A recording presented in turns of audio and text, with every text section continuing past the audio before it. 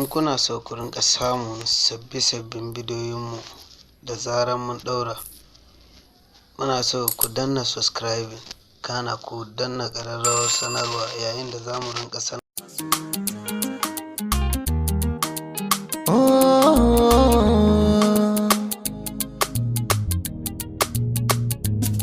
Yanzu na gane sai da ke duniya za na more rayuwa.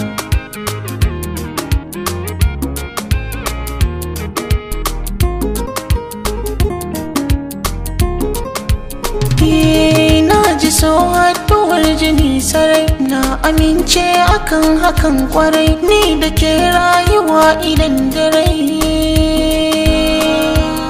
Na yi burin zama da ke da'iman abadin a rayuwa.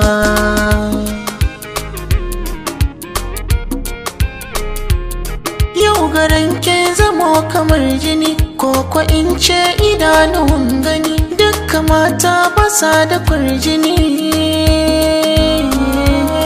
Da garin nan na bincike, gona ke ɗaikin samu karbuwa.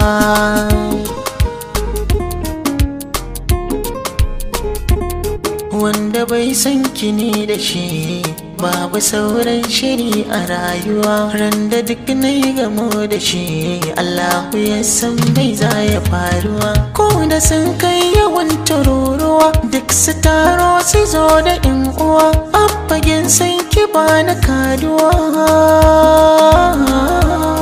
na sadaukar dare ake, ko da ni za da rasa rayuwa.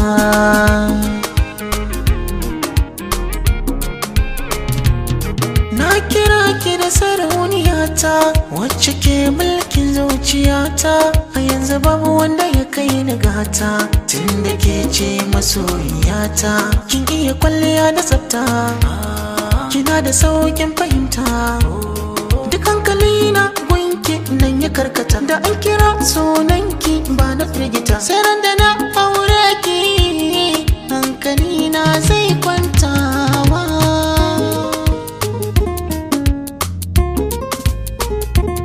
Zuciyata tana ta damuwa, kan tunanin rana ta rabuwa. Babu makawa ko mai shakuwa, ba ni fata da ni da ke. Wanga rana ta zo rayuwa.